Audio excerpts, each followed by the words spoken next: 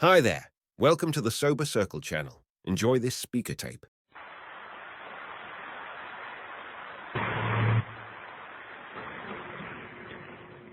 Where'd all you guys come from? Anybody been to sleep yet? Couple. Y'all don't realize it's 10 a.m., not p.m.? A little compulsive alcoholic. My name's John, and I'm an alcoholic. And I'm tickled to be here at Founders Day. This is great. I want to thank the committee for inviting us to come. Mark's been great. Harmon picked us up yesterday at the airport, and it's just been wonderful. And last night, weren't the old timers great? They're just wonderful. I forgot, we don't call them old timers anymore. We call them long timers. I don't know why. So it's politically correct in AA.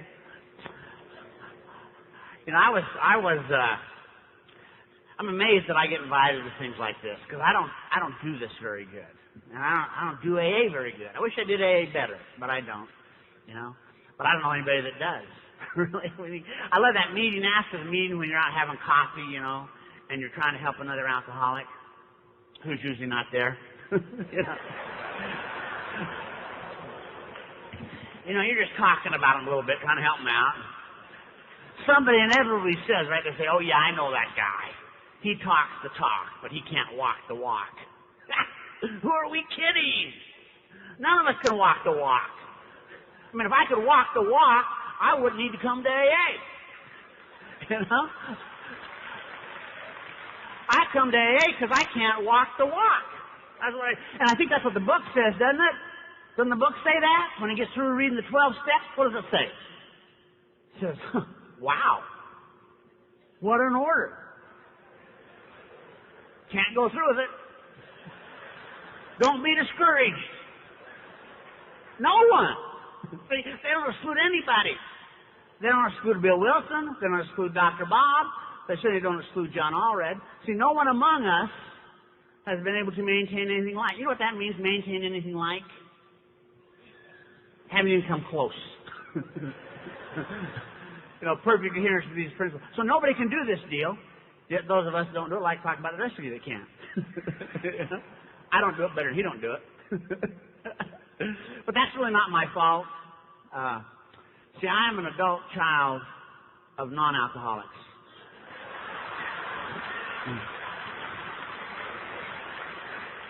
That's a real bitch. I mean, I got nobody to blame. You know, nobody in my family drank. Nobody drank. My dad didn't drink. Mom didn't drink. Brother don't drink. I didn't drink. Growing up, I grew up in a very middle-income America household. You know, we never moved in the middle of the night. You know, the lights always came on. You turn the light switch, the light comes on. You know, it's amazing. I went to college like you're supposed to, never drank. Got married my senior year like you're supposed to, you know, never drank. Got out, I went in the insurance business, Salt Lake City, and things are pretty good. I'm scared. I don't know what I'm afraid of, but I go to work in the morning, secretary come give me these little messages, you know, pink. I said, what are these? She said, those are your phone messages. I said, who from? I don't know. What do you think they want? I guess they want to buy insurance, you know. See, phones are scary. Aren't phones scary? I mean, I like to have a phone and I want to make phone calls, but I don't want you calling me. And that phone, ring, ring, ring, ring, ring, ring. Yeah. I want to tell you, you young alcoholics, you got it made. You have no idea the terror there is in having a telephone with no caller ID.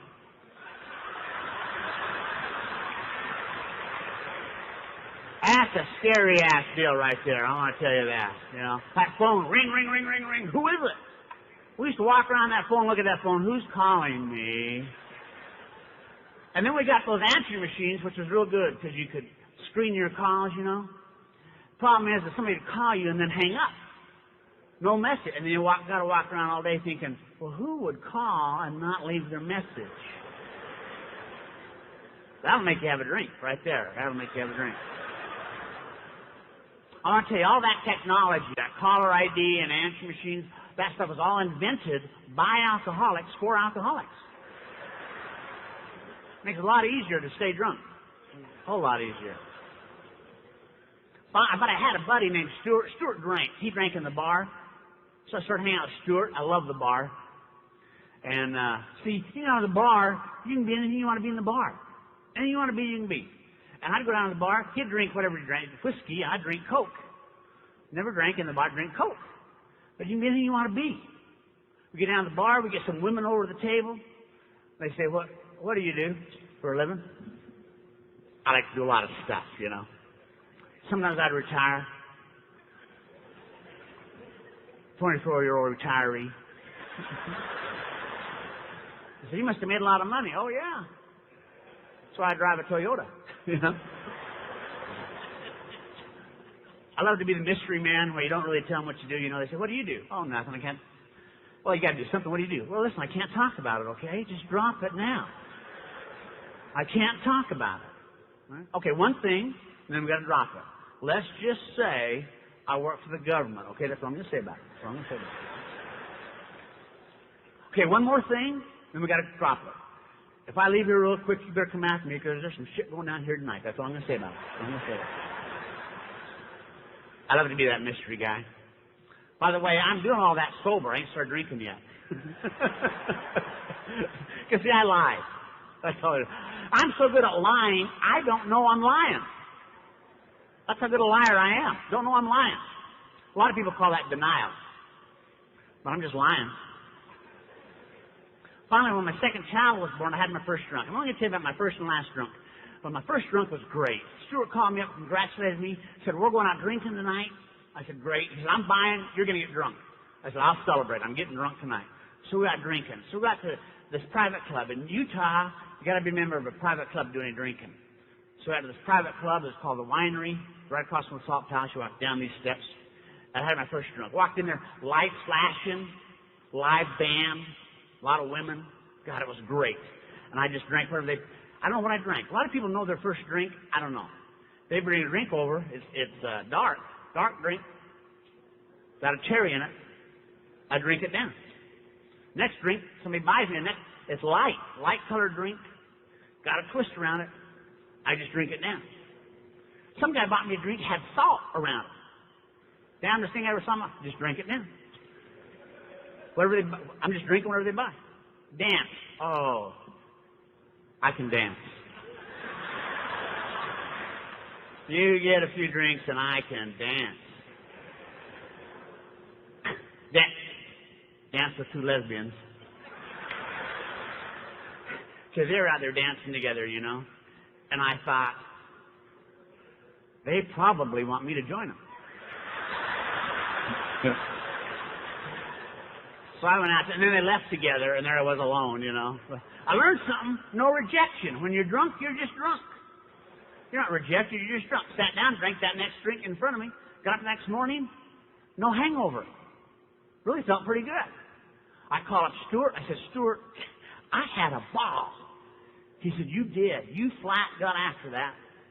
I said, you think you're going to have a drink tonight? He said, I don't know, I hadn't thought about it. I'm probably going to stop on the way home, have one.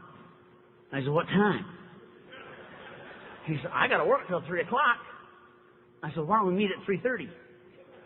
Meet him at 3:30, got drunk again. That's what I do. I get drunk. I never drank socially. I never got that, that cocktail or that glass of wine and had a little sip. Visited. Ice melts. My ice never melted. It never melted. I never did that. I like to drink to get drunk. In fact, 3 weeks after that first drunk, I remember pulling up in front of the liquor store at 10 in the morning because they open at 10, so I'm on time. I get there.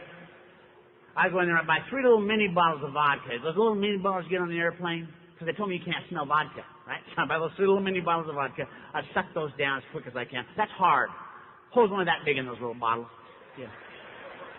You'll get a hernia sucking on those puppies. You really will, And then I'd be okay to go to work, you know.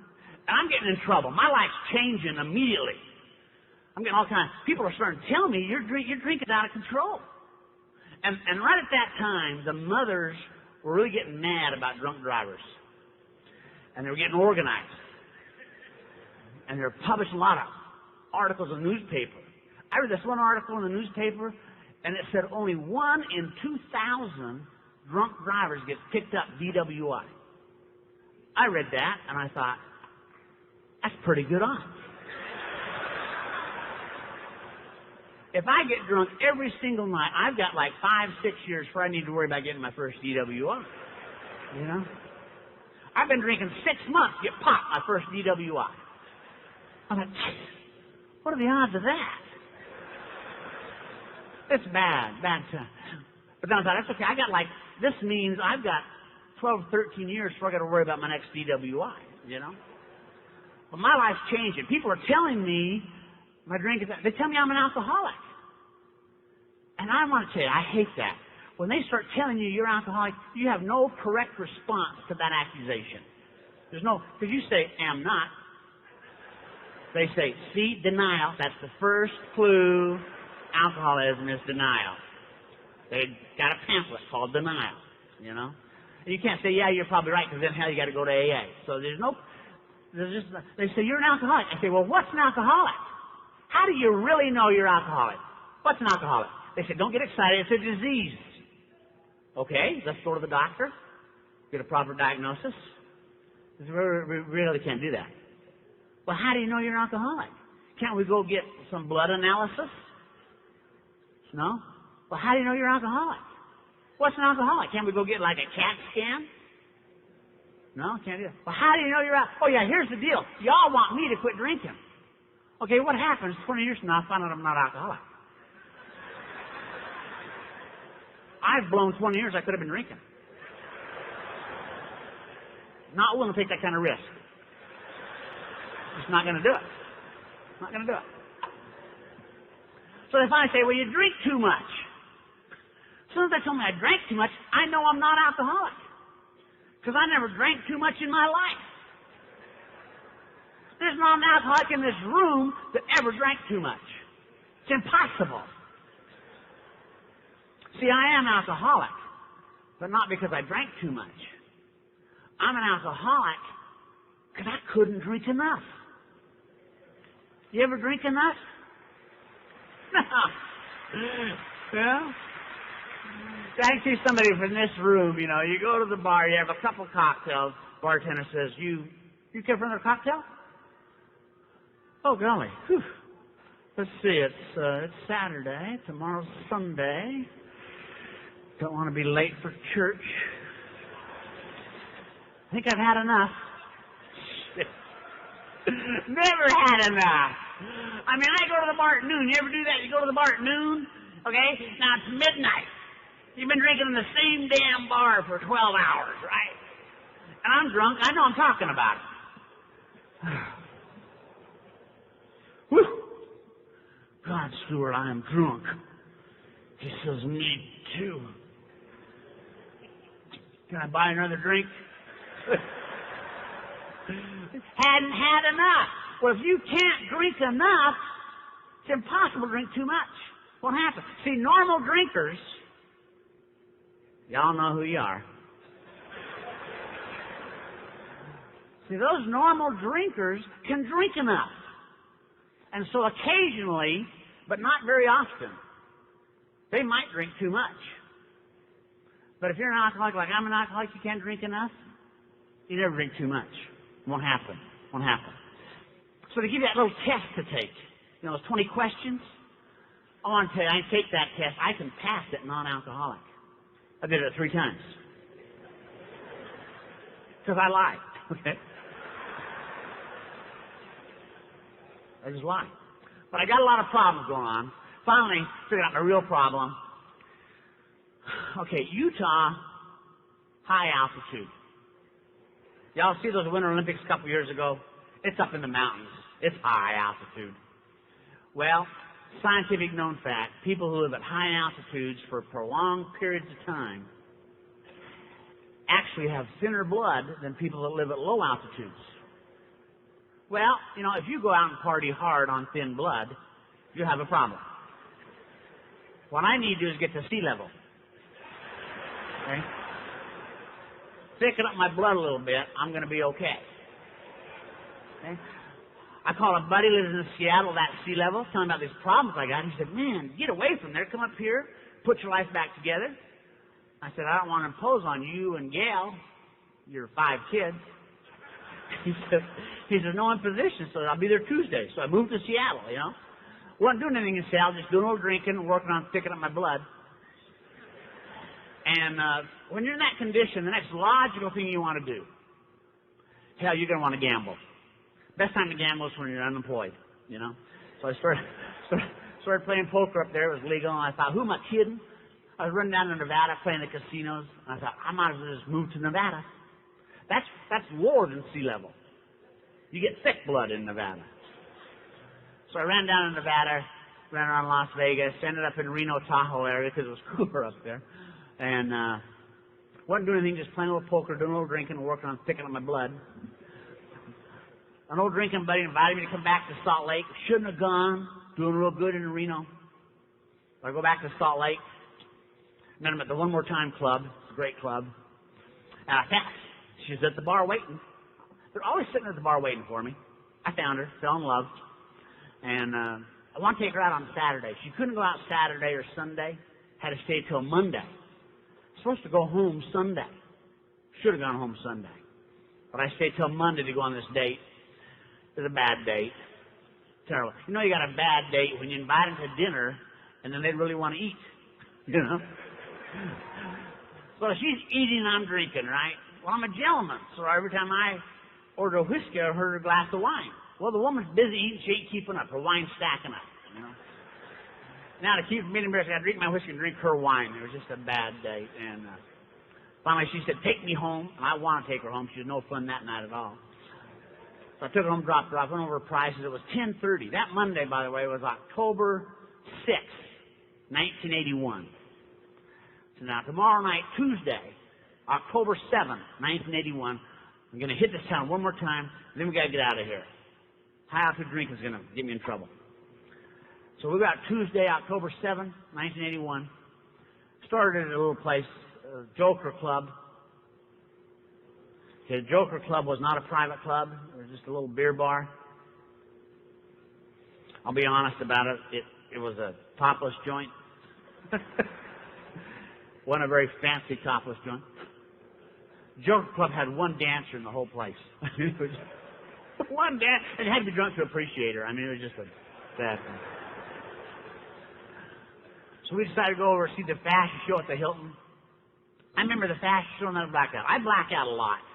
I black out all the time. I used to say I black out every time I drink, but how do you know? I just blacked out. But I blacked out, and some blackouts are real scary, some aren't too bad. Now, there are 2 factors that determine how scary a blackout is. The first factor is how long are you blacked out. Okay, the longer you're blacked out, the more scary they are. Okay. The second one is, what are you doing when you come out of your blackout? That can determine how scary that blackout is. Well, I wasn't blacked out that long, but I came out of my blackout at the worst time, without a doubt. Those of you blacked out know that the worst time to come out of a blackout is when you're talking to the cops. Because you have no idea where you are in the conversation, you know? And you can't ask. You can't say, what are we doing here? You can't say that. You know? So you kind of got to figure out what do they want, what have I already admitted to, what have I given them, you know, without asking. And it's a very difficult time. And I finally figured out they wanted my driver's license. Okay? Well, I didn't have a driver's license. They'd taken that 3 DWIs earlier, you know. So I'm telling the cop, listen, I'm glad you stopped, but I'm going to leave my car parked right here. I'm going to leave it parked right here. I'm going over there. That's where I'm going to go. In fact, I'll bet you that's where my driver's license is. I'm going to go over there and get it. I'll come back and get it tomorrow. No problem. They would not let me go. Would not let me go. Finally, ran my license plate, found out who it was, arrested me. See, this is not fair. This is not fair at all. Because they got these things now. I don't know if they got them up here. But they got these things and they put them on computers. And then now it's really, they put these computers in the cop car. And these things are called warrants. Okay? Once they put those warrants out, they stay on the computer a long time. Long time. They didn't bother to come look for us anymore. They just put out a warrant, wait for us to show up, you know. So I got this warrant. So I'm in jail. I'm in lockup. Don't like lockup. Don't like nothing about lockup. Want out. The first time I can't get out. They don't even let me bond out. See, I knew the system. No matter what you get arrested for, you plead not guilty, right? Not guilty. And then you go to the OR person, you get out on your OR. If it's just drunk stuff back in the 70s, you get out on your OR. I think the biggest bond I ever posted was $50. And then you get you an attorney, they set a court date, and you start that postponing process, right? Postpone, postpone, postpone. See, postpone. What you're doing is you're hoping the cop dies. That's what you're doing, yeah? My cop never died. He always showed up. And so when the attorney tells you now, tomorrow we go to court. There's no more postponing. We go to court tomorrow. Be there at 10 o'clock. You want to be sure on the day before court, move. Okay? That's what I did. I just moved. Never went to court. I just moved. So I had all these failure to appear notices put out on me. So I'm in lockup. They won't let me out. They said, no, you don't come back. You're going to go to court. So I don't like lockup. One out, can't get out. Finally, a buddy comes down named Stan. Stan's not an alcoholic, nothing about AA. But he had a lot of money, a lot of influence. And he said, I've talked to some friends. I can get you out. But you're in my custody. The only way they'll release you is into my custody. And the only way I'm going to do that is if you promise me you go to treatment because you're sick. You need help. I said, oh, Stan. Bless you. Man, you are so right. It's amazing. I don't know what it is, Stan. I go down to the bar, I get drunk, I get in all kinds of trouble. I don't want to do that. I guess I'm an alcoholic. I need help. But I can't get any in here. He says, I'll get you out. So I got out of jail. I had no intention. I didn't want to quit. I'm not going to quit. I'm just getting out of jail. And I'll do or say anything to get out of jail. Next day, I had to stay with Stan. So the next day, he throws me the yellow pages.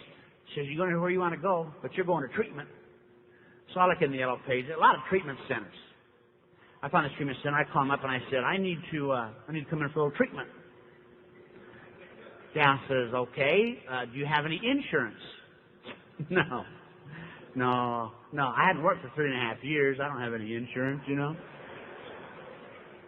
He said, well, it's $12,000.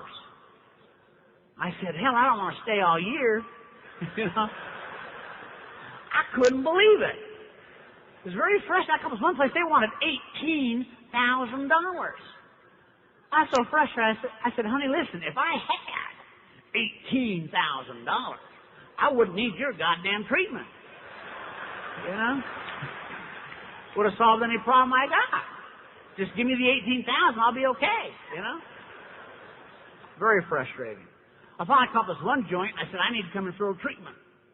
Gal says, okay. And I said, well, you need to know something. I don't have any insurance. She says, okay. I said, well, how much is it? And so she said, well, when you check in here, she's a salesperson, right? So she's going to give me benefits first before the price. She says, when you check in here, you get room, board, and therapy. Now, we have two kinds of therapy. We have group therapy and individual therapy by one of our registered counselors. And it's $9 a day. And when you check in here, we apply for food stamps. You credit those food stamps to the bill. And then when you work around here on these assignments, we get some state aid. We pay you $1.50 a day, which you can apply to the bill, or you could buy cigarettes with it. Cigarettes cost $1.25 a pack back then. And if you did all that, it would take it down to be about $5 a day. I couldn't believe it. I said, how long is your waiting list? So there's other places that had 18,000 wanted that. They had 30 to 60 waiting lists just to get in. I said, how long is your waiting list? She said, well, we have a bed for you tonight. I don't really need to come tonight. Okay? She said, I think you ought to come tonight. Now think about that. They got bargain rates, $9 a day. Room, board, and therapy. They can't fill their beds. Okay? Now they're high pressure me to get me to come in down there. I'm the consumer here. I got my rights. I said, honey, listen, you make my reservation for Saturday, or just forget the whole damn deal. You know. So she made it for Saturday. I didn't drink. I hung out with Stan, didn't drink. Saturday came. I drove down there to that place, parked in that parking lot. I sat in that parking lot all day, watching them go in and out of it, in and out. I wanted to see what kind of person goes to a $9 a day jitter joint, you know? I'm watching go in and out of it, in and out of it. Those guys going in there, you know, they look like alcoholics. I looked at that guy and said, look at that guy going. No wonder he's going there. Look at him. He's an alcoholic. You can tell looking at that guy, he belongs in there. He's an alcoholic. They didn't look like y'all looked. Y'all don't look like alcoholics. Guys going in there look like alcoholics. And I wasn't an alcoholic, but it fit my budget, so I checked in. Nothing happened. Filled out a whole bunch of papers Saturday. Got my room, nice place. Sunday came. I had my first exposure to Alcoholics Anonymous. Two guys from outside came in. They chaired the meeting. We had 36 of us, all men. We in the lunchroom, sat around lunch tables. We sat around, and these two guys talked for a long time. Didn't listen to a word they said, because I'm watching everybody else. I'm trying to figure out how you do AA. Right? I'm a real chameleon. So when I go someplace, I'm going to watch how you act, how you behave, how you talk, and that's what I'm going to do. You know, I'm going to behave that way. So I'm watching everybody else. Nobody wanted to be there. They're just smoking cigarettes, drinking coffee. After these two guys got through talking, there was a discussion meeting, so they started down the road, or we get to share. First guy introduced himself, said, my name's Joe B. I'm alcoholic. I'll pass. Second guy said, my name's Jim S. I'm alcoholic. I'll pass. I caught on real quick. What y'all do in AA, you give your first name, last initial, admit to the group you're alcoholic, and then pass. Okay? There's something magical about that. If you admit to the group you're alcoholic, and they'll just take that burden of alcoholism off your shoulders, sit over there. That must be the deal. They had it written on the wall, admitted you're powerless over alcohol. So it got to me, I did it right. I said, my name is John A. I'm an alcoholic, and I'll pass. Nothing happened. Not a damn thing happened. I thought, well, I guess I'm not alcoholic. You know? Alcoholics Anonymous must be for real simple-minded people, if that's their program, you know? Now, as distorted perception that is of AA, that was my perception of Alcoholics Anonymous. It ain't for me. Not much to it. That was on Sunday. Monday came, had my meeting with Dale. Dale was my counselor, lovely lady. Talked to Dale for an hour. She wanted me to stay 2 months. I said, Dale. Okay? I've been here all weekend, okay? I've been talking to these guys. They've told me they're alcoholics. They are. I have no reason to doubt that they're alcoholics. They look like they probably are alcoholics. I don't know whether I am an alcoholic or not. I may have a little bit of alcoholism. Not a lot. But I'm too busy to stay 2 months. She said, you're busy? I said, yes, I'm too busy to stay. I can't stay too much. Too busy. She looks through her papers and says, well, now where were you working? Well, I'm not working, but I'm busy. Isn't that true about us? Alcoholics are the most busy, unemployed people you've ever want to meet in your life. So go to the meeting Monday, right? Go to your home group Monday. You go in there, now the guy's unemployed, he's got nothing to do but get to the meeting, and he's late. And you say, where have you been? Hell, I've been busy. You know? I don't know what we do, but we're busy doing it, you know, we really are. So I said, I'll give you 2 weeks. You know, I'll give you 2 weeks, because I can, you know, I'm not gonna quit drinking, that's not what I'm doing there. I'm not. You know, I'm just doing treatment time. I figure treatment time is better than jail time. That's what I'm doing. I don't tell anybody that. That's what I'm doing. So I said, I'll give you 2 weeks. So you give me whatever material you're going to study during that 2-month period, okay? I'll read it. I'll read ahead. You can give me some pop quizzes if you want. Because 2 weeks I'm out of here. She listened to all that BS and I says, well, we'd better hurry with you. I said, damn right, you better hurry with me. That was on Monday. Tuesday, I got to go to group. Oh, I love group. Group's wonderful. Wednesday was Alcoholic Education Seminar. They're showing a movie. I don't like movies about drug addiction and alcoholism. They're boring. Even today, movies about drug addiction and alcoholism are boring, you know. So I'm sitting there prepared to not like this movie. And the name of the movie they're showing was I'll Quit Tomorrow. So I'm sitting there, all my pride, all my ego, all my contempt, prepared not to like this movie. I'm watching this movie, and it tore me up. I related to everything in that movie. I did everything that guy did. I talked the way the guy talked. I acted the way the guy acted. I dressed the way the guy dressed. I drank the way the guy drank. I related to everything in that movie. And I knew the gig was up because I related to it.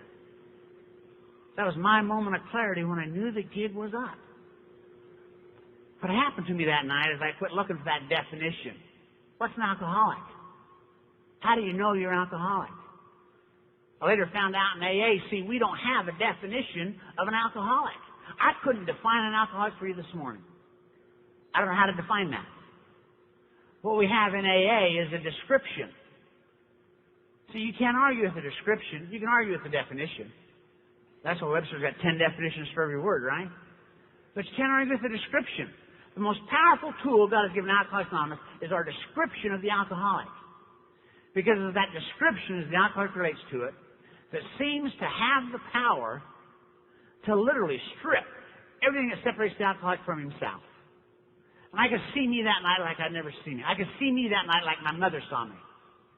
I could see me that night like my ex-wife saw me.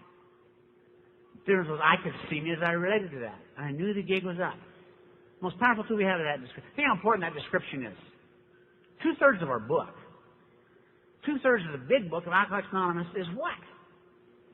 Descriptions of alcoholics in the stories. I mean, why did they put all those stories in there? Just to make a big book? You know? No, it's the description that is that important as the alcoholic relates to it that seems to have that power to strip everything that separates the alcoholic. And I wasn't happy about it. Sometimes you'll hear from the podium, people will say how relieved they were when they discovered they're alcoholics and how at home they felt. That was not my experience. I was pissed, okay? And I was scared to death. I mean, my God, my whole life's just changed. My whole life's just, I'm an alcoholic. I'm an alcoholic. I mean, I got to go, get a job. You know? Everything's changed now. I can't drink. I'm an alcoholic. I cried all night. And I stayed there 6 weeks. And I could have stayed 2 months, too busy, you know.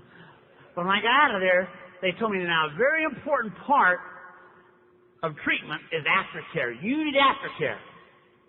But you're living in Reno, we're in Salt Lake, that's 800 miles, you can't come back 3 times a week. So we're going to prescribe that you go to AA for your aftercare. And they gave me Intergroup's phone number, Reno, Nevada.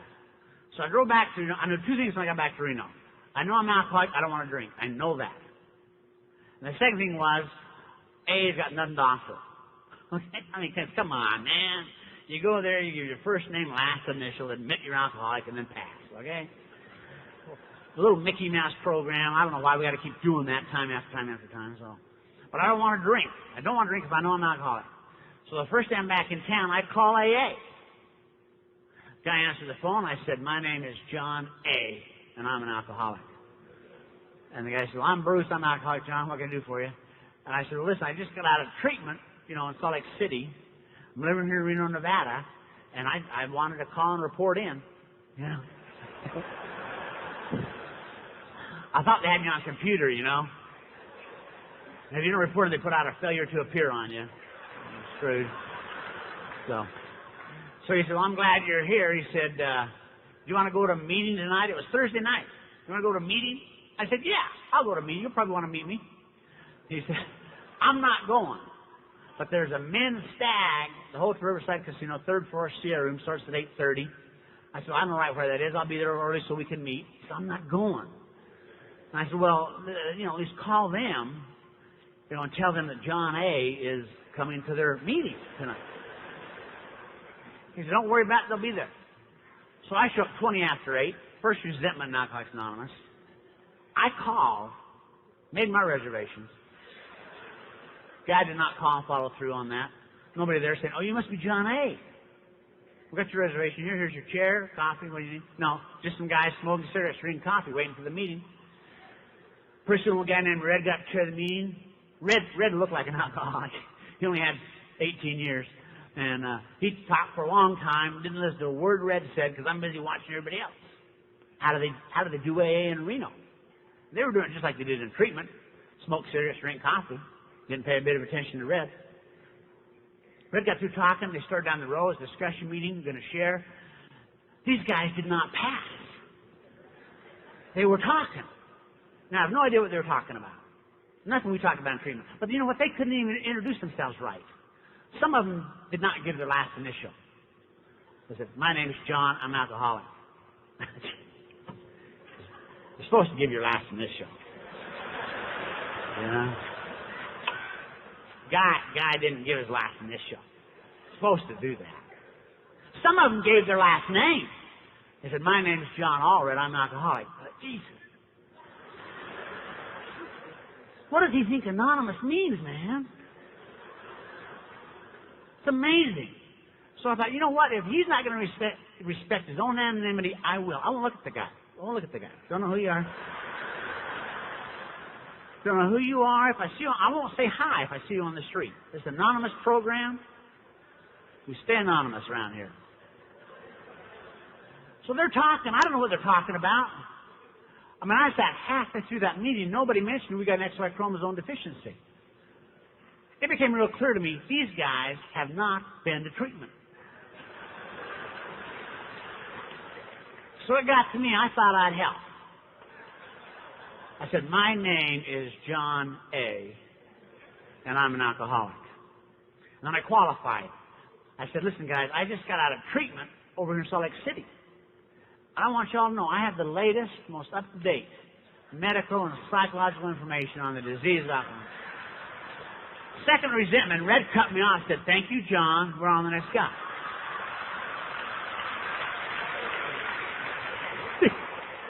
I thought, son of a bitch is jealous. I know stuff he don't know. You know? Asked me, some guys came up and shook my hand. They said, we hope you come back. Well, hell, I'll be back. They need me down there. They need me. Now, Chuck Chamberlain used to always say, every man's my teacher. Some people teach me what to do. Some people teach me what not to do, right? Please keep in mind, if you're new, most of what I share from the podium is what not to do. Okay? Because I've done this deal all wrong. I totally don't do it very good. I don't know where I was when I said 90 meetings in 90 days. That's not the way I did it. I did one meeting a week. Every Thursday I got on my men's staff. Now they will not let me share. But I keep going back. I figure I'm a hell of a lot younger than Red. He's going to die, then I get to share. You know? Now let me tell you what happens when you go to one meeting a week if you haven't tried that program.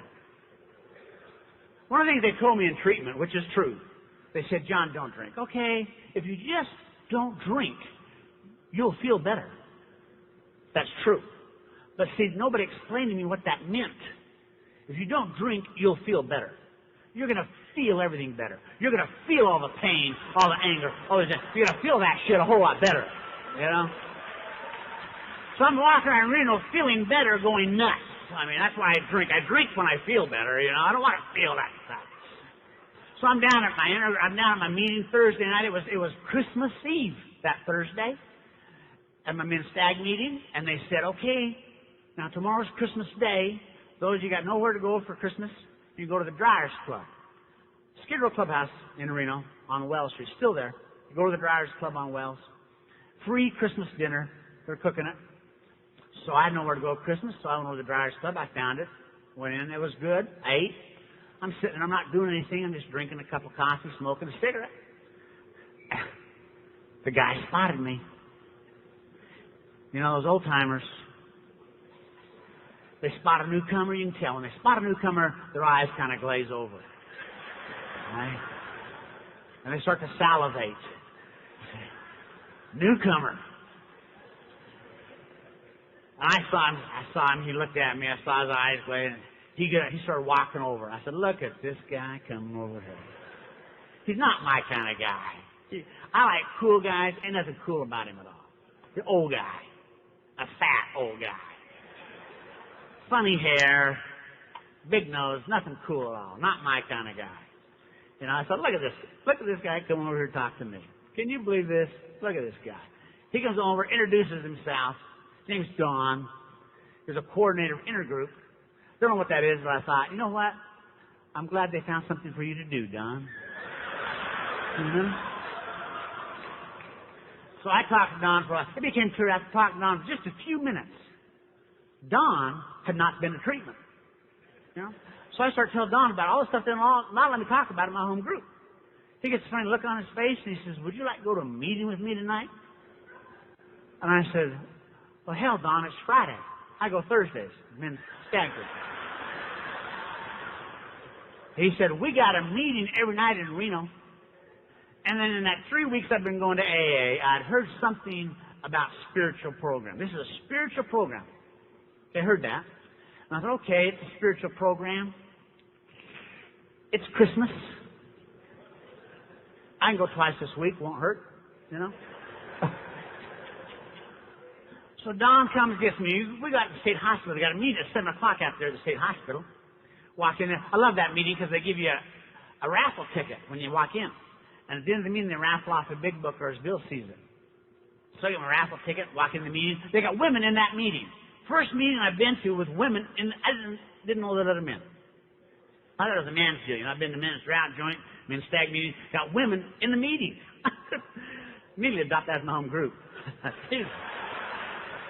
Why am I going Thursdays when I come here Friday with women, This is my new home group, baby. So I don't know what they talked about. There's some meeting, because I'm busy praying, okay? Because I got this raffle, and I don't have a good mind and I read real fast. I had forgot to get a big book. Now, this is it, man. I'm winning the book. I'm probably the only guy in this meeting without a book. I'm winning the book tonight. It's Christmas. This is going to be God's gift to me on Christmas. The only Christmas gift I'm going to get is it's going to be this book. I'm winning the book. I prayed hard. I want that book. Then in the meeting, that book is mine. Nobody's been praying like I've been praying for the book. I want the book. So at the end of the meeting, they had the raffle off the big book. Third of resentment in Alcoholics Anonymous. Some gray-haired lady, 25 years sober, wins my book. I was like, what's she doing winning my book? She got 5 in my home. She's so old, can't even read anymore. She's to read this and win my book. So I'm storming out. Before I can get out of there, that little lady comes up and gives me that book. That's where I got my book. I took that book home. I used to say that I took the book home that night and I read it from cover to cover. So if you ever heard me say that, or if you ever get hold of a really old tape, or I said that on the tape, okay, please believe me that when I said that, hell, I believed it.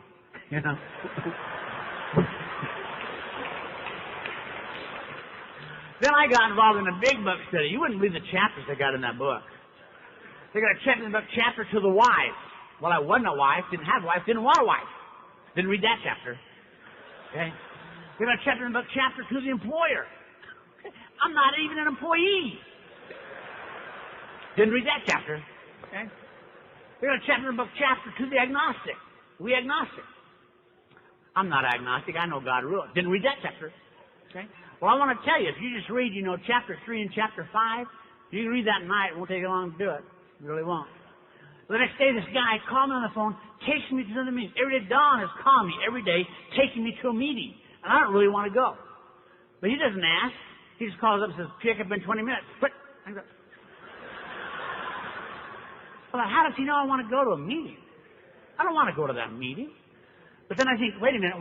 He's the only guy talking to me in AA. If I don't go, he's going to talk behind my back. He's going to ridicule me behind. I got to go. Got to go defend myself. And a fascinating thing happened to me. Now, at that time, I didn't have a sponsor, hadn't worked any steps. Nothing had changed except one thing. The only change in my life is I'm going to a meeting every single day. And a fascinating thing happened. I not only feel better, but I feel good. And I hadn't felt those two things at the same time in years. And all of a sudden, sobriety started putting on flesh and bones, And I started getting excited about it. I started hanging out in a group, drinking coffee with Don, meeting other alcoholics, going to meetings at night. And it was exciting, and it was embarrassing, too. I mean, I felt like a little kid. Don would come get me. I'd get in his car. We're going to the meeting. I'd say, Don, you think we can go get ice cream tonight?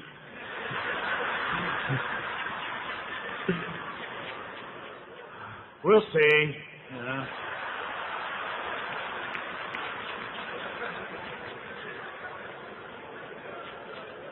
That's fascinating. So I'm hanging out in a group during the day. I'm down there a week later. It was Thursday, New Year's Eve, Thursday. Week later, New Year's Eve on Thursday. I'm going to my men's stag meeting Thursday night.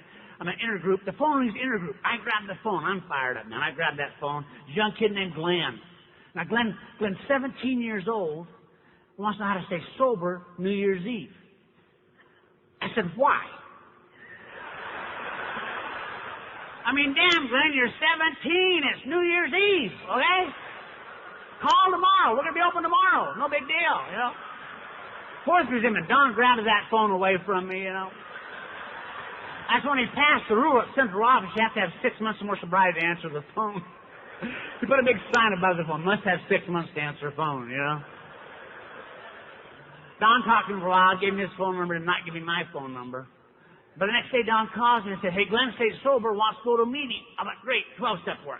So Don comes, gets me. We go get Glenn. We're going to State Hospital. And we're driving in the car, my first 12-step call. I'm excited. And you know what? Damn it. Don's just driving the car. He's not preparing Glenn for AA. And I thought, hell, I got to do it all. I just got to do it all here, you know? So I started telling them all about it. I said, then you're going to love this, man. You get women your first meeting. Okay, there are women here.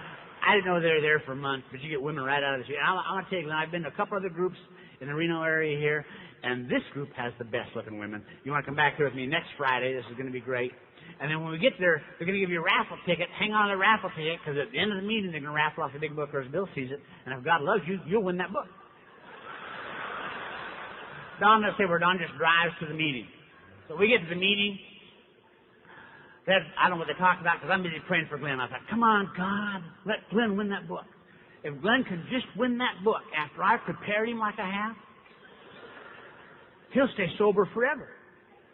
And not that it matters, but you know, I would have 100% 12-step call success rate. I'll be able to write articles in the grapevine how to have 100% 12-step call success rate. You know, it'd be great. Only guy in the AA with 100% 12-step call success rate. So I'm praying for Glenn. At the end of the meeting, they went to have the raffle off the big book at the end of that meeting. I won the book. Don turned to me and said, see how that works? I said, yeah. I signed it and gave it to Glenn. That's where Glenn got his book. Okay? And Glenn's sober today because I gave him that book. That's why it's so.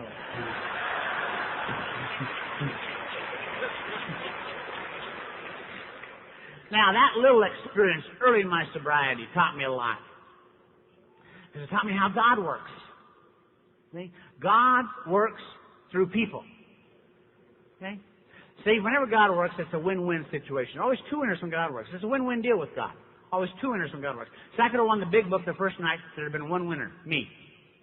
But that little lady won by being able to share with me, and I won by being able to receive from her. Two winners. A week later, two winners. I won by being able to share with Glenn, and Glenn won by being able to receive from me. God works through people. It's always a win-win deal. He works through people. See, by working through people, he gets twice the result for the same effort. Very efficient God. You know? God works. It also taught me how Alcoholics Anonymous works. Alcoholics Anonymous is one drunk sharing with another. And that's the magic to our deal, guys. When that happens, it's unbelievable. When one drunk shares with another. See, I've told that story. It's the only story I got. Maybe 1,000 times in almost 24 years. And every time I tell that story, I remember that moment of clarity when I knew the gig was up. I'm convinced that all of us here tonight that are sober in Alcoholics Anonymous have had that moment of clarity. When you knew the gig was up.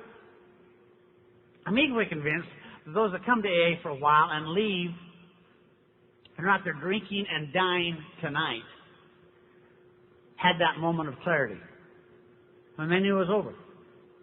What's the difference between those of us that are sober here today and those of us that have come and left and are out there drinking tonight? We both had that moment of clarity. I think what happens in Alcoholics Anonymous is really pretty simple. What we do in here is we keep that moment alive. We keep it alive. Because I've shared my moment with you of what it was like and what happened.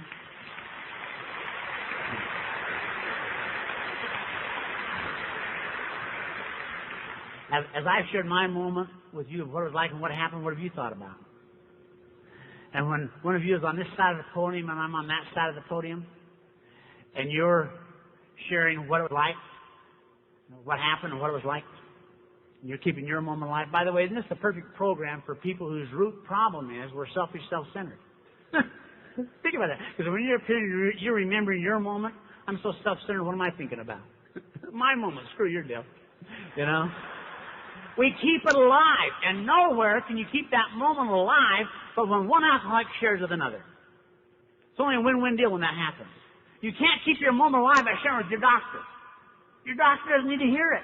It's not a win-win deal. I need to hear it. My very life depends on hearing about your moment so that my moment stays alive.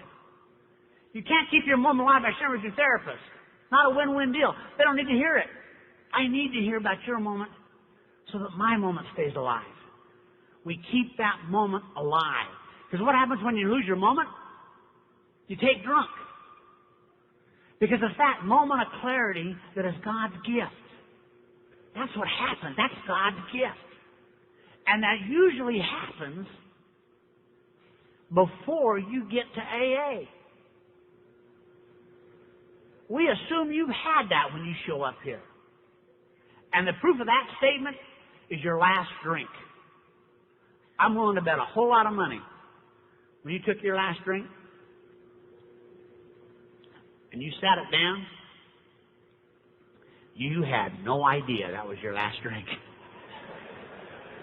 You know?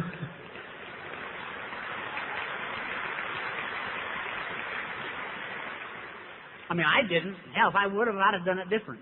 You know? What happened? What happened? We call it divine intervention. Something happened. We don't know what it is. We don't know what happens in here. But it always happens. We have that moment of clarity and we get that reprieve for that day. And what we do in Alcoholics Anonymous is we keep that moment alive. And I've had my experience in Alcoholics Anonymous has been incredible. You know, it's just been an incredible experience. I'm living in Reno, Nevada. I'm working to set with my sponsor, Don. And I got a Christmas card from my sister. I call her. She lives in Dallas. So I call her. I'm talking to her in Dallas. She invited me to come to Dallas. I didn't really want to take a sober geographic. I was doing pretty good in Reno. I had a little job, doing pretty good. And but I was making $4 an hour. And she sent me this classified ad section from Dallas. This is 1982. That was big, thick paper. Just the classified ad section was bigger than our whole paper in Reno. And but I didn't want to take a sober geographic. I talked to my sponsor. I said, she's invited me to come to Dallas. I don't really want to take a sober geographic. Don't know whether I ought to go or not. He said, well, let me ask you a question. He said, you want to go? You got somebody down there you want to go see? I said, no, I don't really want to do that. He said, you need to go. You need to get out of town. I said, no, I don't need to get out of town. There's no heat on me here. He said, you have to go? You have a girlfriend that is making you go down there? I said, no, I don't have to go. He said, well, if you don't want to go, and if you don't need to go, and if you don't have to go, hell, then you can go. You know? And that's really true. If you run that test on any time you move, you'll never have to take a sober geographic. And so I moved to Dallas in 1983. And I moved by UPS. I'd sold my car for $500, and I boxed everything I owned up into 3 boxes. And I called UPS. They picked them up, and they shipped them to my sister. And then I hitchhiked from Reno, Nevada to Salt Lake City, Utah, because you could fly for $99 one way from Salt Lake to Dallas. And so I flew for $99 to Dallas, Texas, and I landed in Dallas February 1 of 1983. And been there ever since. And I got a sponsor in Dallas. My whole life came together real quick in Dallas. Real quick. I got back in the insurance business in Dallas. I got married in Dallas. Got divorced in Dallas. And that was an interesting experience. I found out, it's an interesting thing about it going through all that, because that wasn't part of the plan. And I found out that you cannot do divorce right in Alcoholics Anonymous. So no matter what you do, a third of the group will be mad at you. Just figure that out. A third of the group's going to be mad at you if you get divorced. Because you get divorced, and so you'll say, okay, I'm not going to do anything. I'm just going to hang out here. I'm going to work on myself and try to get well. And so a third of the group will say after a few weeks, they'll say, oh, look at John. He's isolating. He's isolating. This is no good. This is no good for him. He needs to get out. He needs to accept that divorce and get on with his life. He's isolating over there. So you say, okay, I'm going to start to date. So you start dating somebody, and they'll say, oh, look at this guy. He's rebounding, man. Guys rebounding here is getting involved way too soon. Shouldn't get involved way too soon. Don't want to do that. So you say, okay, I'm going to date a bunch of people. So the third group says, oh, look at that. Look at him. He's screwing the whole group. He's going through the whole group. He's going through the whole group. It's out of control. So there's nothing you can do that's going to be right. Just assume that you'll be okay. And so I'm going through that divorce. It's very painful. It's very painful.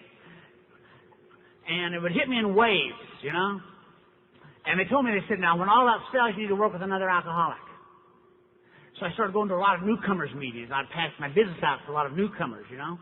And the problem is when you do that, they start to call you. You know? So I started sponsoring all these guys coming out of these treatment centers. This was like 89. And so I'm sponsoring all these new guys coming out of these treatment centers. And they had a lot of stuff that was new to me that they got involved in. And I was totally unaware of that. I mean, I'd call them, they'd call me on the phone and they'd say, if you're going to help me, John, we need to get together and discuss some of my core issues. I didn't know what a core issue was. I'd say, well, I don't know what you're talking about. He said, well, I know, we need to explain this. See, I come from a very dysfunctional family. And because of that, you know, I never had any proper role models to learn how I should set proper boundaries. And which, quite frankly, I have some abandonment issues, which really have brought on a lot of sex problems that just are driving me nuts, you know. I'm exhausted. We've only been talking on the phone for 5 minutes. I'm exhausted. I guess we need to get together, you know. So they come over to the house, you know, and they bring all these books with them.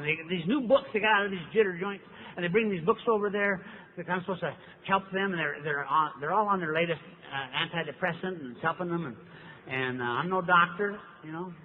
So they give me all this. I'm going to tell you, they give you all those books to read. Let me tell you, you want to get involved in that stuff and read those books. Let me tell you what will happen to you. You'll relate.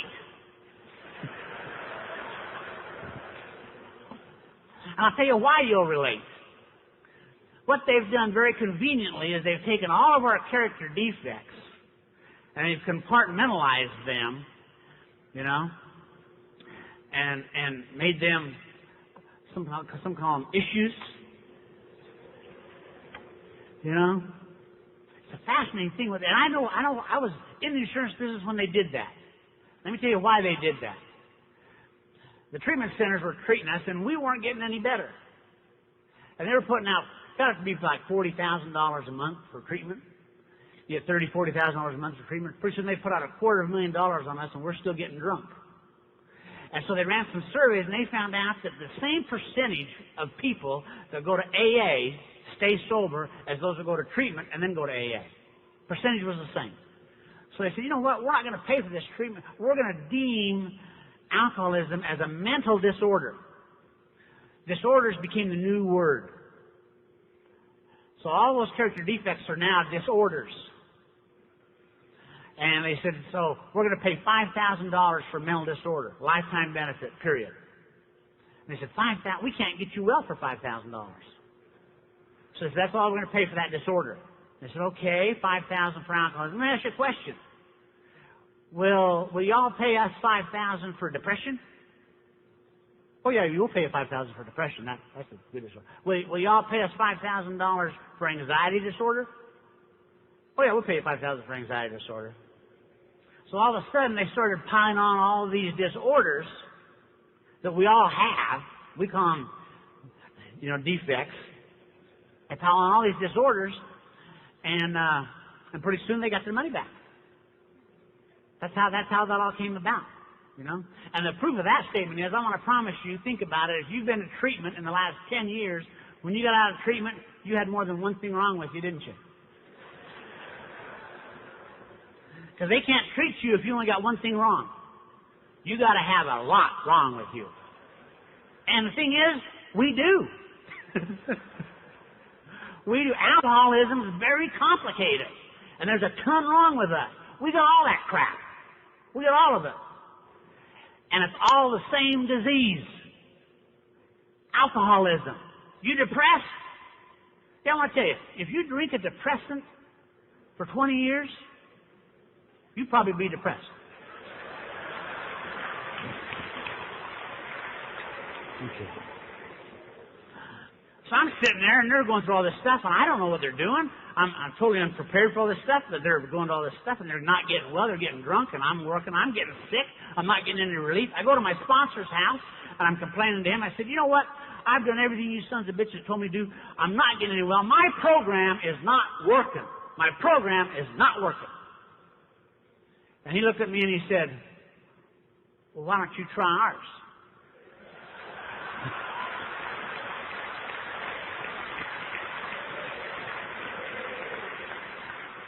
And then he asked me some key questions. He said, John, let me ask you something. How many people under a year are you sponsoring? I said, 14. Any of them getting well? I said, no. And I'm getting sick. And he said, well, let me ask you, are you passing on to them the same simple program of AA that was passed on to you? And I wasn't. And I had to go to those guys and make amends, knowing that most of them would leave and go find other sponsors, and maybe they'd get well, you know, because I was not passing on in the same program to them that was passed on to me. And I don't want anybody to leave today, after you've been so nice to invite me up here, and not know the program of AA that was passed on to me, because that's what I'm responsible for. It's passed on the program that was passed on to me. And when I sit in a meeting of Alcoholics Anonymous, and I know how hard this is for the old-timers, to sit in there, and they're off on a tangent talking about their anger management and what their sponsor has them doing, or their counselor has them doing for anger management and all this other stuff that they're into, you know, and you feel like, where am I?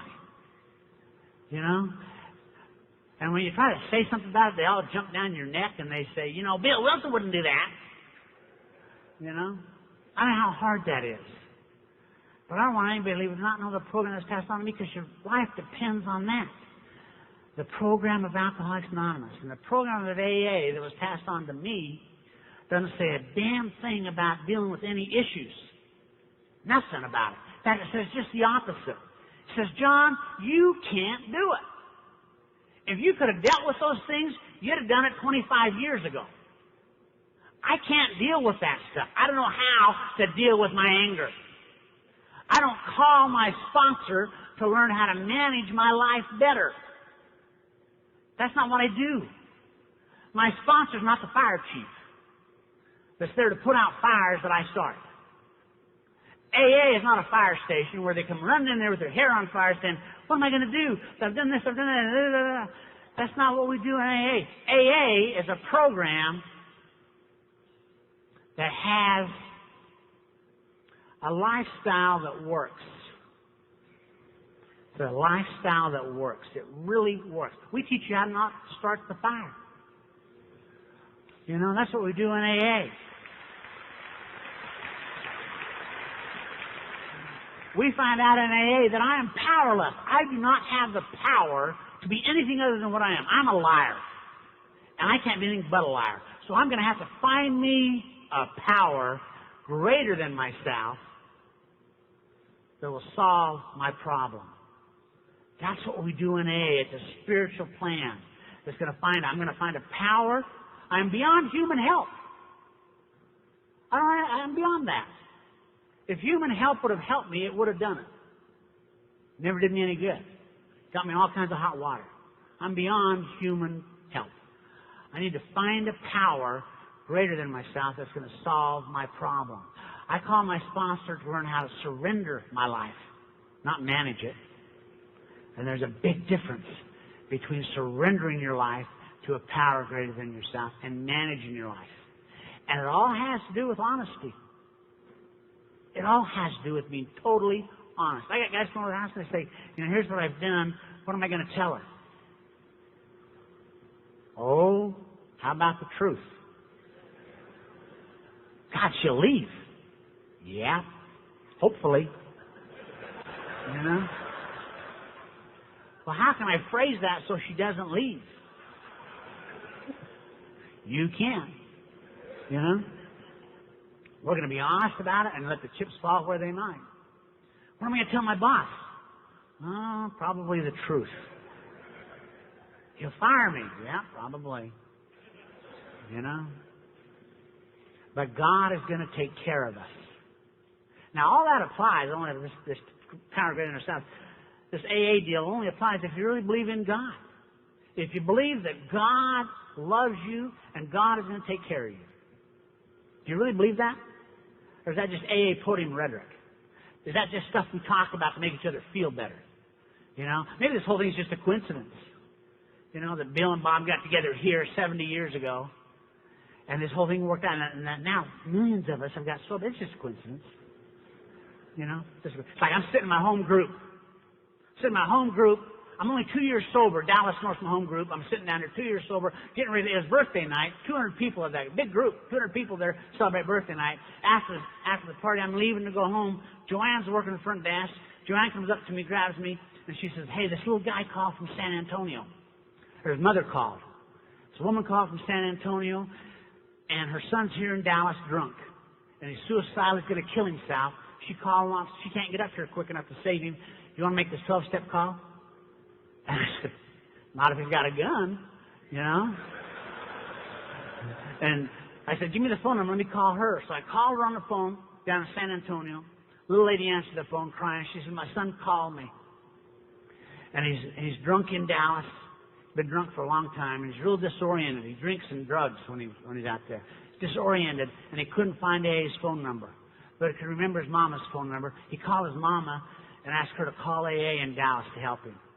Because she said, he's suicidal. He's going to kill him. Can you help my son? I said, let me call him. So she gave me his phone number. I called him on the phone. Told him who it was. I said, you want some help? He said, yeah, I want some help. And I said, well, where are you? We'll come see you. And he said, man, I can't tell you where I am. So I've been drinking and drugging. I haven't been to bed in 2 weeks. He said, I'm disoriented. I can't even tell you how to get here. I said, just give me your address. We'll find you. He said, it won't work, man. It's a brand new street. It's not even in maps go. You never find it. I'm too messed up to give you directions. I said, give me your damn phone number or your address. I'll find you. So I gave him his address. Lived on Dome Street. Now I've told this story for 22 years. Every month in Dallas, Texas, I do the steps and I tell this story. That's thousands of drunks all around every group in Dallas-Fort Worth area. I've told this story to for 22 years. And I always ask, does anybody know where Dome Street is? That's thousands of people in Dallas, Texas to live there. I've asked. Nobody knows where Dome Street is. It's only a street 2 blocks long, very hard to find. But see, I know where Dome Street is. I know, right? I have a client that lives on Dome Street. He not only lives on Dome Street, he is literally the next door neighbor of the guy making the phone call. I said, oh, I know that address. I know right where you are. I'll be there in 20 minutes. Got the guy sponsoring me to make that toast. That's just a coincidence, isn't it? God ain't going to do that.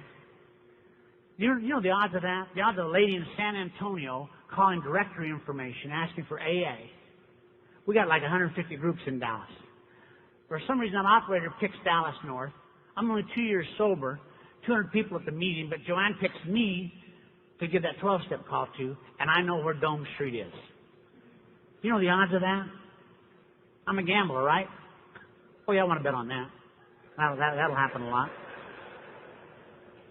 Just a coincidence. God ain't going to do that. God ain't going to put just the right person at just the right time with just the right information in our lives. Since God works through people, that's just a coincidence, isn't it? A little while later, I'm going out to California on a business trip. I'm at the airport. Going to leave at 9 o'clock in the morning. Big sign up there, the plane's been delayed an hour. No big deal. I get my coffee. I'm waiting an hour. They come back an hour later and they say, listen, this flight's been canceled. The plane's broke. Won't work. But there's a plane 2 gates down going to California. There's some standby room on it. So 200 of us run down there to get on standby, you know. There's only 17 seats left on that standby. I'm the second to the last guy that been on standby. So I get on standby, I go back to that plane. There's 1 seat left. This is when you can smoke on airplanes. There's 1 seat in the smoking section, right next to the window. Right next to that is this good-looking gal in a red dress. I'll never forget that red dress. God has worked in my life today, you know. So I sit down. And this is a bad seat. This is a chatterbox. This guy just chatter. I have not had enough coffee for this woman. I was having another. Finally, the plane takes off. She sets up. She pulls out a needle point. She's needle pointing. I look over. She's needle pointing the Serenity Prayer. I thought, my turn. So I said, what are you doing? She said, I'm needle pointing. I said, I know. What are you needle pointing? She's real embarrassed. She didn't want to show me. She said, oh, nothing. I'm just needle pointing. I said, what are you needle pointing? She finally holds up and she says, well, they call this the Serenity Prayer. I said, oh, man. Are you one of those Jesus freaks? She goes, no. Now she's real nervous, you know. Her hands are sweaty. She knows I'm watching her. She said, but I'm trying to lead a spiritual life. I said, really?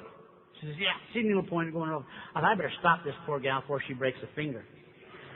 I said, honey, listen, if that's the Serenity Prayer and you're trying to lead a spiritual life, let me ask you a question. Are you a friend of Bill W.'s? And boy, she stopped and sighed and looked at me. She said, yeah. Are you? I said, no. I said, he died a long time before I got sober, you know. He just really did, you know. So. Come to find out, this poor gal, that she had a couple months sober. This was her first trip away from home. And was petrified because she was scared to death she was going to drink out of it. She had also had her first drunk dream the night before. And she thought it was a premonition she was going to get drunk. And she was going to be out in California, didn't know anybody out in California. She was going to be out there for 2 weeks on training for a new company, and was just scared to death. And she said, we had a great 3-hour meeting. I told her about some of my drunk dreams and what that was all about. I gave her some phone numbers of people out there in California that she could call, take her to a meeting. She said, we cried.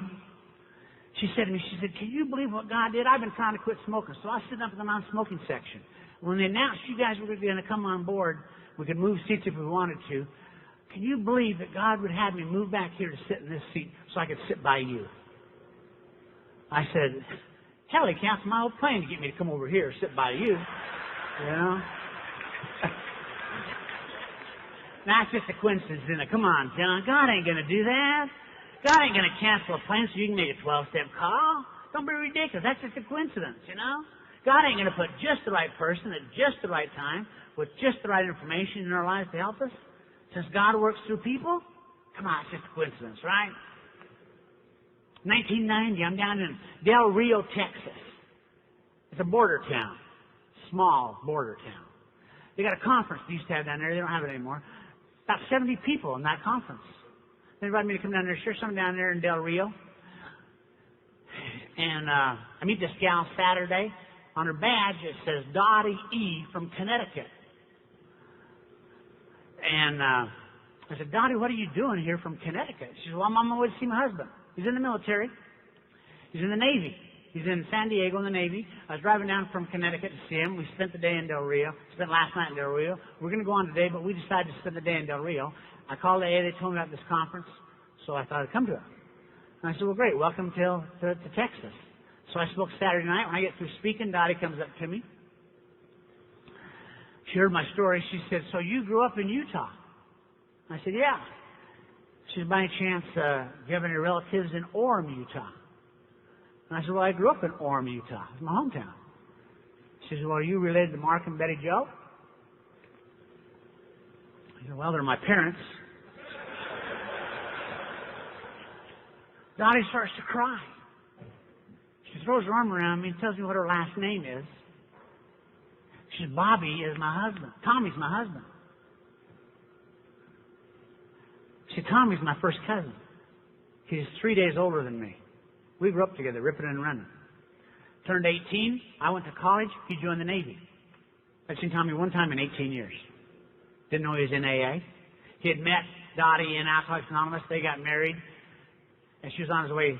He was in the Navy, and she was in Connecticut. He was in San Diego station. She says, I'm on my way to see Tommy because Tommy's drunk. I'm divorcing him. We called him. He was drunk that night. She told me I had a real God problem. And I had a cracked little door. We were able to make a 12-step call on Tommy. And I know where Tommy is today. You know? And I also know Tommy's got 14 years sober in the program of Alcoholics Anonymous today. You know?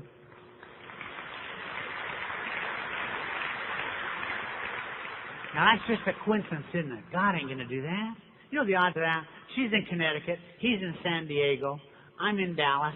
And I meet this gal married to my first cousin in Del Rio. You know, because she decided to spend the day in Del Rio. Nobody spends the day in Del Rio. Okay? That's just a coincidence, isn't it? God ain't going to do that. God ain't going to put just the right person at just the right time with just the right information in our lives to help us, is He? Since God works through people, that's not the way it's going to be. It's just a coincidence, isn't it? Patsy and I were in Hawaii at the Hawaiian State Convention for Alcoholics Anonymous. And Friday morning we got up and they called and my dad had died in Salt Lake. And we couldn't get off the island. We couldn't get off till Saturday. So we got off the island on Saturday, and we had to fly a weird way because all the flights were so crazy. We had to go from Hawaii to San Francisco.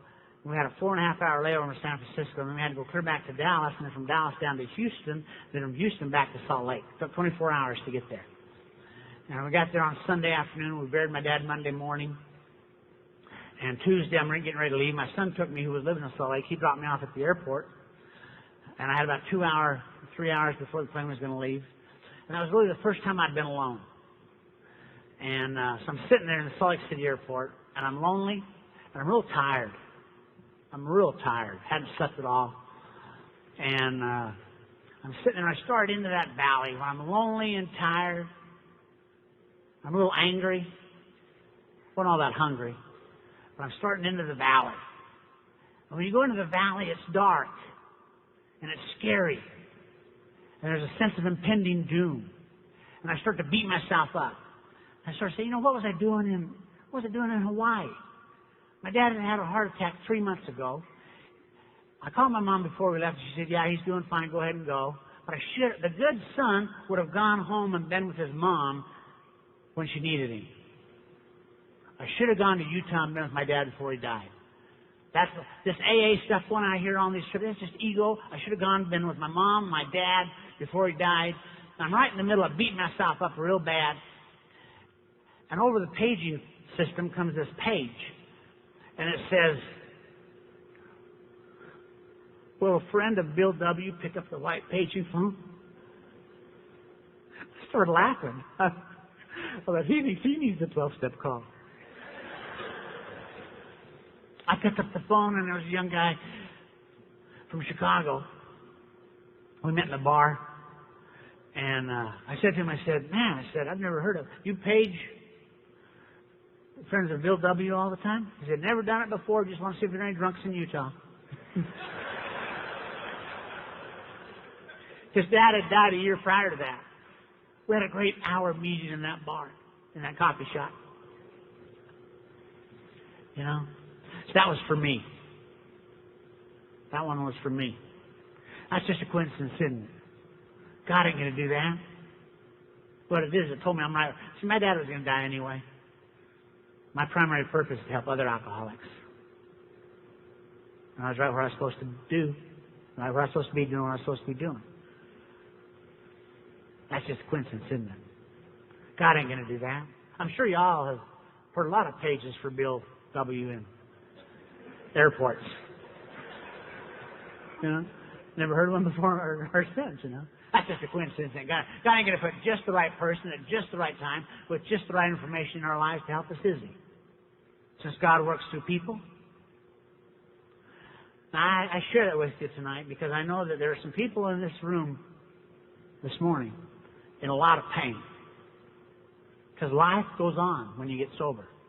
It doesn't really seem to matter whether you've been sober 30 days or 20 years. Sometimes it hurts to be sober because life happens. And when you're in there, sometimes you just don't know, man. You've been sober 20 years and you're going through all that stuff in life. It's like you've crawled over to the edge of the precipice and you're looking into the abyss and you don't know, does this God stuff really work? Or do I need to go find another program? Do I need to get on something else to help me through this? I've worked all the steps. I've done everything. I've sponsored people. I've read the book a jillion times. And my life's miserable. What do I need to do?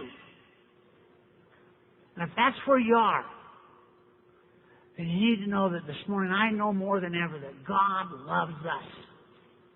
He loves us.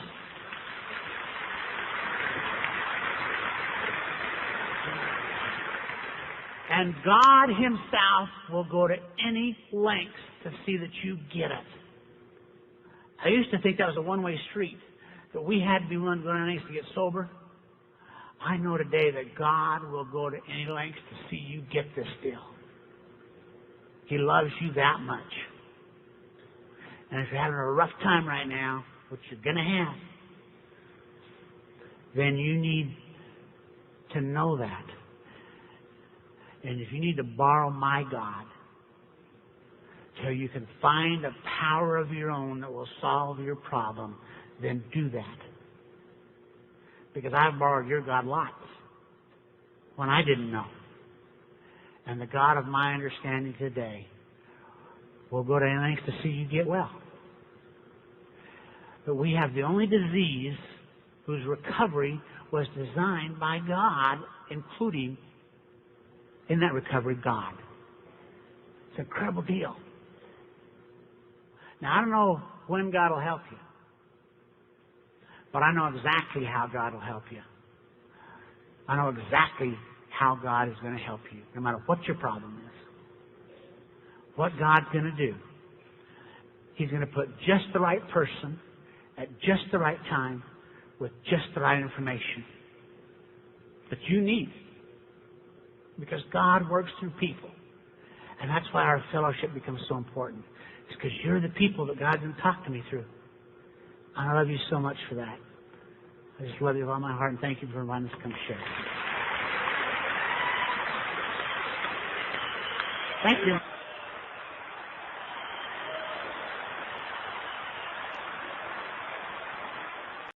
Thanks for listening. Please support the channel by liking and subscribing.